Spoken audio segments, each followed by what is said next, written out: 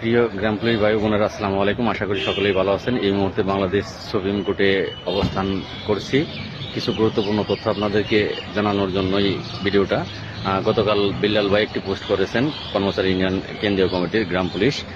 তিনি তার পোস্টে বলেছেন 45,817 জন গ্রাম পুলিশের জন্য কর্মচারী ইউনিয়ন কেন্দ্রীয় কমিটি 2011 সাল থেকে চেষ্টা করে আসছে 2011 সালের গ্যাজেট এবং 2009 সালের গ্যাজেট বহাল করার জন্য। চেষ্টা করে যখন তারা ব্যর্থ হয়েছে তখন তারা আইনকে সম্মান করে মামলা করেছে। আপনাদের কাছে জানার ইচ্ছা আপনাদের মাধ্যম দিয়ে যে কর্মচারী ইউনিয়ন কি রিট পিটিশন মামলা সেটা কর্মচারী ইউনিয়নের কেউ করেছে বা কর্মচারী ইউনিয়ন করেছে কিনা, বিল্লাল সাহেব করেছেন কিনা। সেই মামলাটি করেছে আমিল আল মিয়া অ্যান্ড আদার্স, আরো অনেকেই আছে। তো সেখানে কিন্তু বিল্লাল সাহেব নেই, কিন্তু বিল্লাল সাহেব বলেছেন যে তারা ব্যর্থ হয়ে বারবার চেষ্টা করার পরে তারা আইনকে শ্রদ্ধা করে রিট পিটিশন মামলা দায়ের করে। তো এই যে মিথ্যা বানোয়াট কথা বলে তারা আবারও বিভিন্ন জেলা থেকে বিভিন্ন থানা থেকে টাকা উত্তোলন করতেছে রিট পিটিশন মামলার কথা বলে, বিশেষ করে বগুড়া থেকে টাকা তুলতেছে, আমার কাছে খবর আছে। তাদেরকে প্রতিহত না করা গেলে তারা এই ব্যবসা আবারও এই রিটের ব্যবসা তারা শুরু করে দিয়েছে।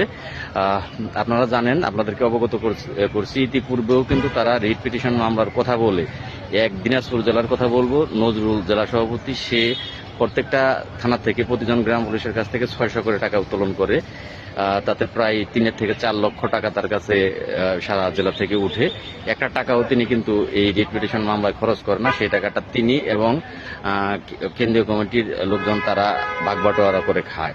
আবারও তারা সিদ্ধান্ত নিয়েছে বা তারা আবারও এখন ফোন দিয়ে নতুন করে করছে যে এই মামলাকে পুঁজি করে তারা ব্যবসা করবে। যখন দেখছে যে গ্রাম পুলিশের সকল চাঁদার রাস্তা বন্ধ হয়ে গেছে তখন তারা মামলাকে পুঁজি করেছে। যাই হোক, আমি এই মুহূর্তে মহামান্য সুপ্রিম কোর্টে আছি।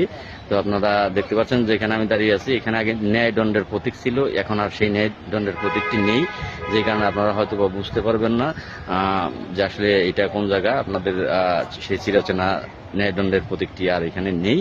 তো আপনারা কর্মচারী ইউনিয়ন কেন্দ্রীয় কমিটির থেকে সাবধান হন। কোনো ক্রমেই এই মামলার কথা বললে কর্মচারী ইউনিয়নকে 1 টাকা চাঁদা দেবেন না, কারণ কর্মচারী ইউনিয়ন তারা কিন্তু এই মামলার কেউ না। তারা কিন্তু মামলা কোনো পরিচালনা করতে 1 টাকাও তারা খরচ করছে না, করেনি এবং করছেও না। অতএব এই মামলার কথা বলে যদি কোনো জেলাতে কোনো থানাতে গ্রাম পুলিশের কাছ থেকে টাকা চায়, আপনারা 1 টাকাও কর্মচারী ইউনিয়নকে দেবেন না। কারণ ইতিপূর্বেও তারা মামলার কথা বললে সারা দেশব্যাপী টাকা উত্তোলন করেছে, কিন্তু 1 টাকাও তারা এই মামলাতে খরচ করেনি। সেই টাকাগুলো তারা ভাগবাটোয়ারা করে নিয়েছে। যাই হোক, আপনাদেরকে বোঝাতে পারলে ধন্যবাদ। আপনারা সকলে ভালো থাকবেন এবং এই ভিডিওটি সকলেই বেশি বেশি করে শেয়ার করে দেবেন। ধন্যবাদ সকলকে।